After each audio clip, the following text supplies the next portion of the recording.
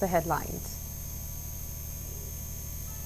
President Bola Tinubu departs Abuja for London as part of his annual leave.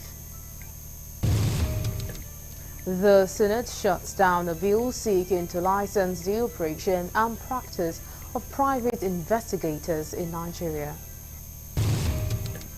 On the foreign scene, the Republic of Rwanda confirms 27 cases of Marburg virus disease and 9 deaths. Details of these and more will come to you shortly. Just stay with us.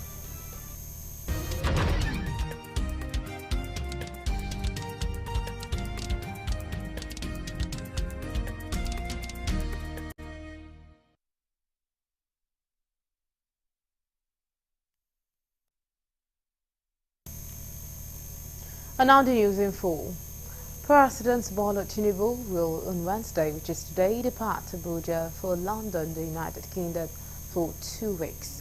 Sources close to the president confirmed to our correspondent that Tinubu was taking the 2-week break as part of his annual leave. He is expected to be back in the country on October 16, 2024. A bill seeking to license the operation and practice of private investigators in Nigeria has been shut down on the floor of the Senate. The sponsor of the bill, Senator Osita Ngwu, was advised to step down the bill after some senators described the proposed bill as a recipe for disaster. Correspondent Kulujo sent in this report. The decision to suspend consideration of the bill was sequel to a deliberation which lasted for over an hour during Wednesday's plenary. Senator Ngwu took time to highlight some provisions of the bills. He said the legislation seeks to provide a framework for the licensing and practice of private investigators in Nigeria.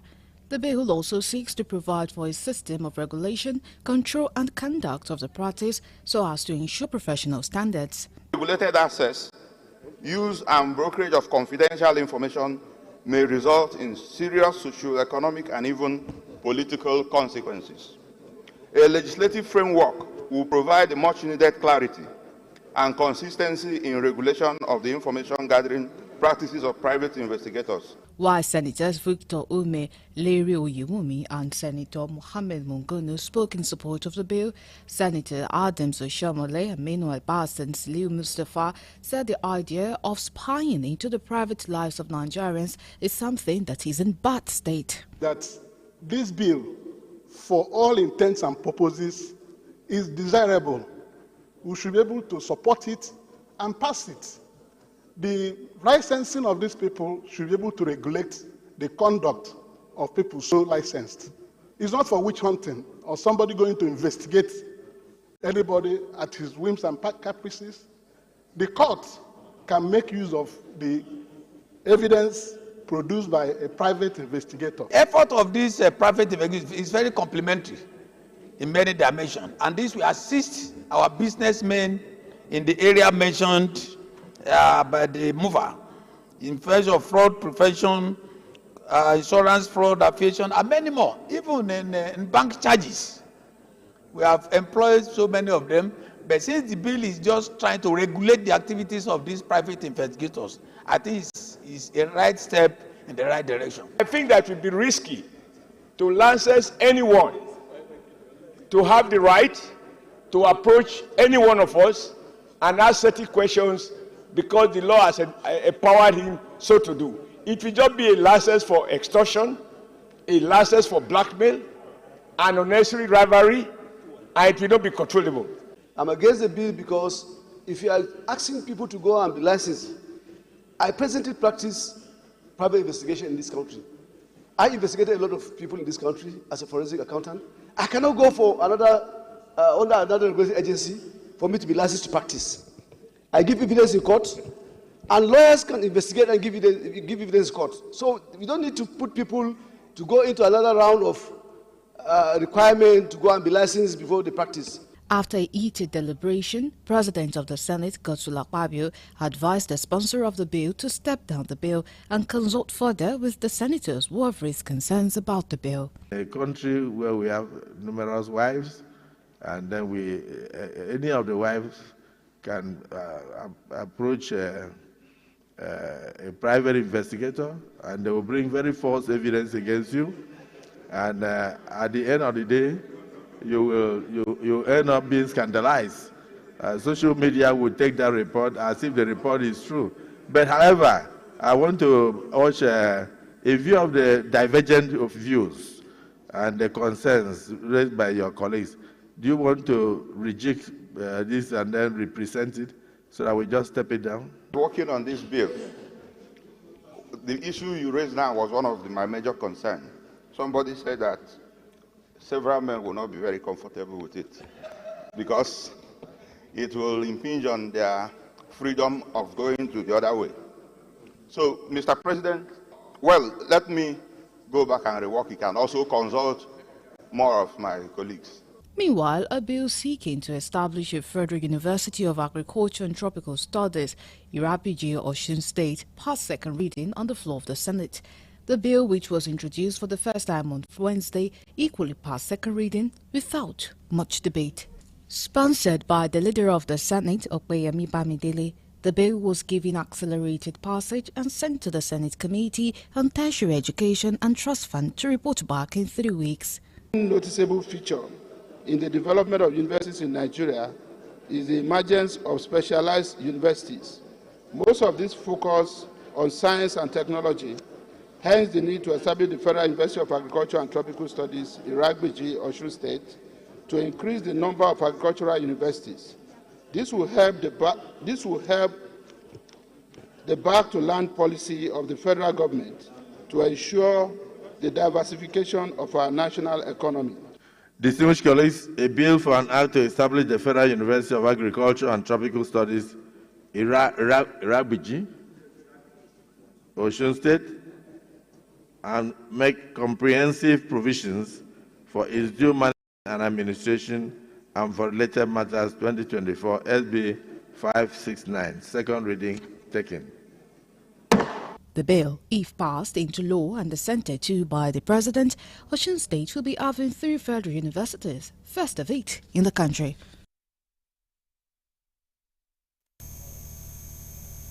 The House of Representatives on Wednesday rejected the Commander of the Federal Republic honor announced by the President Bola Tinubu in his Independence Anniversary speech to be conferred on the Speaker of the House, Tajuddin Abbas.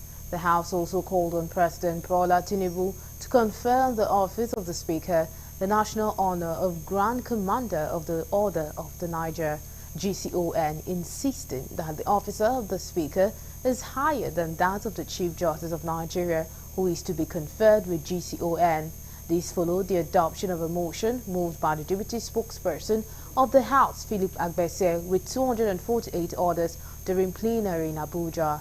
Moving the motion, Agbese explained that the National Assembly is constitutionally established as a bicameral legislature comprising 2 equal chambers, the Senate and the House of Representatives, as stipulated in Section 4 of the 1999 Constitution of the Federal Republic of Nigeria as amended, with both chambers operating within a framework that ensures the legislative independence and equality of each.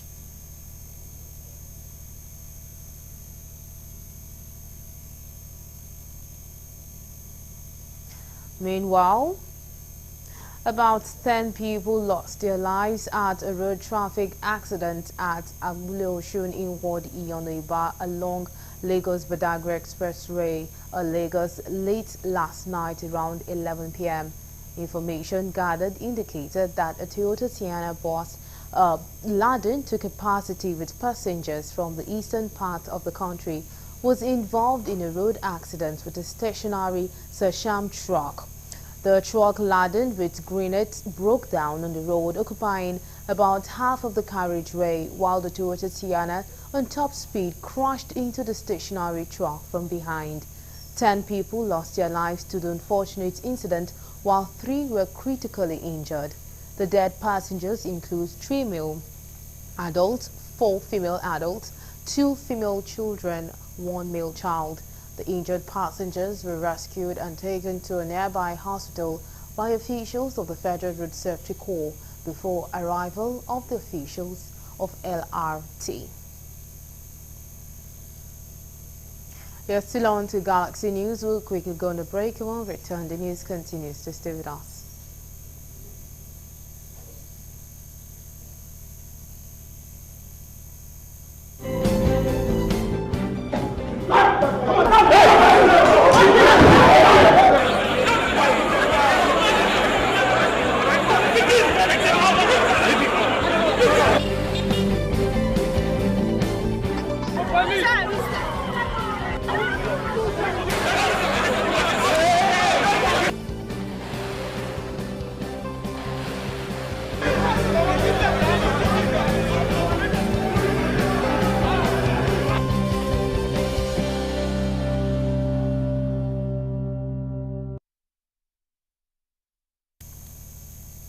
We're glad to have you back. Now, for more updates and latest news, please visit our website www.galaxytvonline.com. Connect with us on our X handle at Galaxy TV. Subscribe to our YouTube channel, youtube.com/GalaxyTVNews. You can follow and interact with us on our Facebook page, facebook.com/GalaxyTV. Remember to follow and tag us on our Instagram page at Galaxy TV. Our social media platforms are user-friendly and can always accommodate your live update and comment, as you can easily scan our IG QR code. The federal government has initiated emergency repairs on the deteriorating 7-kilometer stretch of the Lagos-Sango-Ota-Abeokuta road, a crucial route that has faced significant neglect in recent years. This announcement was made on Wednesday through a statement issued by the Special Advisor Media to the Minister of Works, Uchenna Orji. In a statement, Orji emphasized the government commitment to addressing the pressing infrastructure issues affecting commuters. According to him, the repair initiative is part of a broader strategy under the Operation Free Our Roads program aimed at enhancing the condition of federal roadways across the nation. Orji stated that the Federal Ministry of Works, under the watch of His Excellency, Senator David Umahi, is committed to providing relief to motorists and commuters on all the federal roads nationwide. A middle-aged man identified as Samson has been clubbed to death by angry youth in the Delta community of Ughelli for killing his son and a nursing mother. The suspect, who committed the offense in the early hours of the morning, was dragged to the street by youth who repeatedly clubbed him to death before setting him ablaze.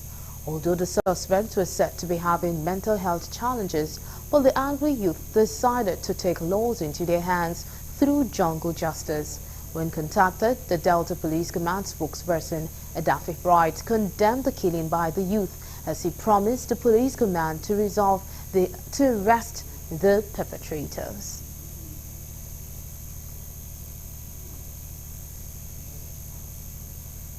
Ahead of the local government election scheduled for October 5th, 2024, the Benue State Independent Electoral Commission says adequate preparation have made to conduct a free, fair and credible election across the 23 local government areas in the state. Chairman of the Commission disclosed this during the distribution exercise of non-sensitive materials to local government collation centers with the assistance of police personnel deployed along with buses conveying the materials to the destinations. Ballot materials, which are non-sensitive, such as reflective jacket, life jacket, umbrella, inks, gums, sellotapes, tapes, bags, among others, were all deployed to ensure a hitch-free exercise. Chairman of the BSIEC, who assured of a transparent exercise, said sensitive materials will be deployed on this coming Friday, which is the eve of the election day, while 8 political parties will be participating in the election, with PDP, Labour Party and APC, the ruling party, taking part in the election. Today's activities at the headquarters of Benue State Independent Electoral Commission is mainly to distribute these non-sensitive materials to the various local government areas within the state, which are 23, through our electoral officers. And that, by the grace of God, we're able to do. And there are so many items that were distributed. Some of them include the stamp for the local government officers, stamp for all the returning officers and stamp for presiding officers.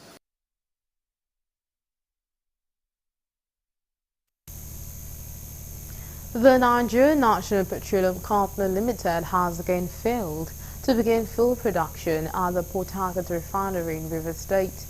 This is despite the refinery failing to commence operations after about 6 postponements as of August 2024. It is observed that promises made to Nigerians by the Federal Ministry of Petroleum Resources and the NNPC about the refinery have continued to hit brick walls after the failure of the early August promise.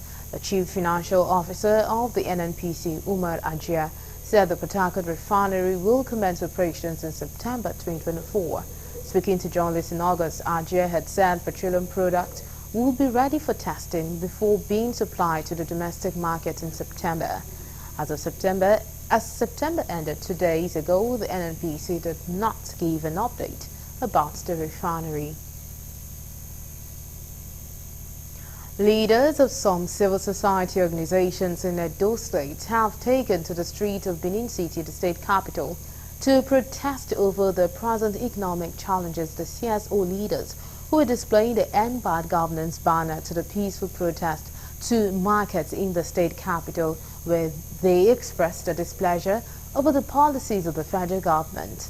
Speaking to newsmen, the Edo State coordinator of Talakawa Parliament, Comrade Kola Adipoyi, and his counterparts from the Edo civil society groups said the president has not lived up to the expectations and yearnings of the Nigerian people. To the 4 years of Nigeria independence, Nigeria is suffocating the iron grip of economic quagmire, political retrogression, and social stupor. Despite the fact that the President of the Federal Republic of Nigeria, President Ahmed Bola Tinubu, promised to fix Nigeria, but the reverse is the case. The economic attrition in this country right now is unbearable. We are saying we cannot take it anymore. And this is, it's not like maybe it's a rocket science that there is no solution to this problem. There is solution. The political leaders, they are just adamant because of their own selfish interest. There is no money, there's no money. We all see the money that was flying around on election day in Benin City.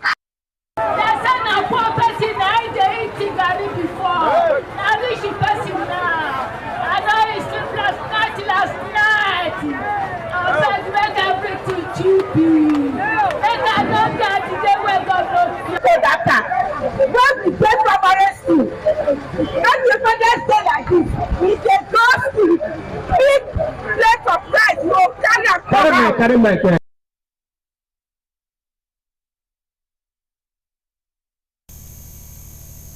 National President of Amalgamated Commercial Motorcycles, Tricycle Owners, Riders, Repairers Association of Nigeria, Samsudeen Apilogun, has called on Nigerian youth to work towards contributing meaningfully to the growth and development of the nation. He made this known while speaking with newsmen on the sidelines of the Nigeria's 64th Independence Anniversary celebration held in Abeokuta, Ogun State capital. He stressed that youth should emulate the legacies of heroes past, do well to project the image of the nation towards the economic prosperity for all. We should not waste our time. We should make sure that we contribute immensely to socio-economic development of Nigeria. The government, they cannot do it alone. You should take out of your box what can you contribute on socio-economic development of Nigeria. All of us, we are blaming government. You yourself, you should know how you can establish your own skill, your mentality, what can you offer to your community.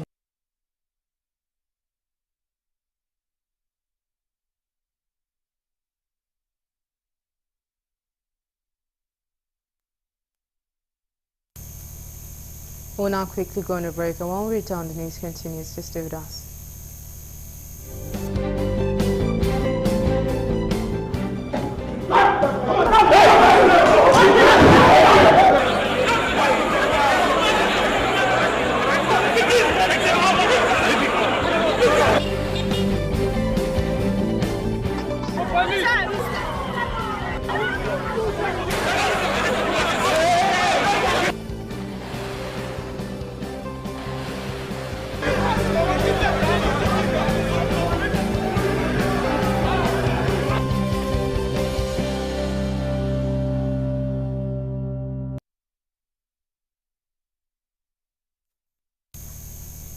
We're glad to have you back. Now we'll quickly move on to the foreign desk for more news.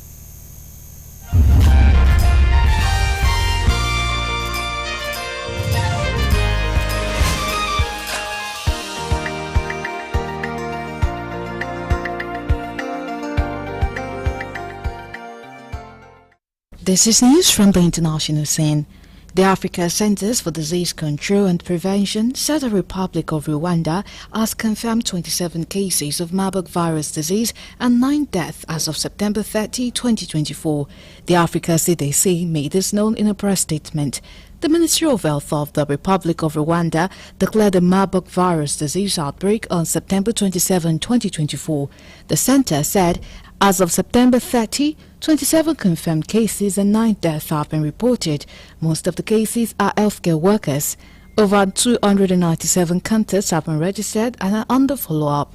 The Ministry of Health further urged Rwandans to remain vigilant and strengthen preventive measures by ensuring hygiene, washing hands with soap, sanitizing hands, and taking necessary precautionary measures when in contact with other individuals. MVD is a severe and often fatal zoonotic hemorrhagic illness caused by the Marburg virus.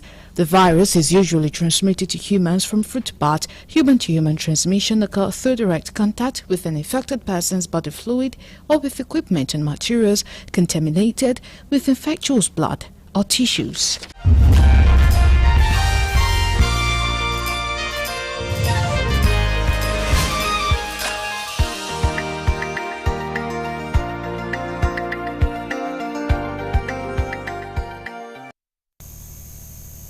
Now for more updates and latest news, please visit our website www.galaxytvonline.com.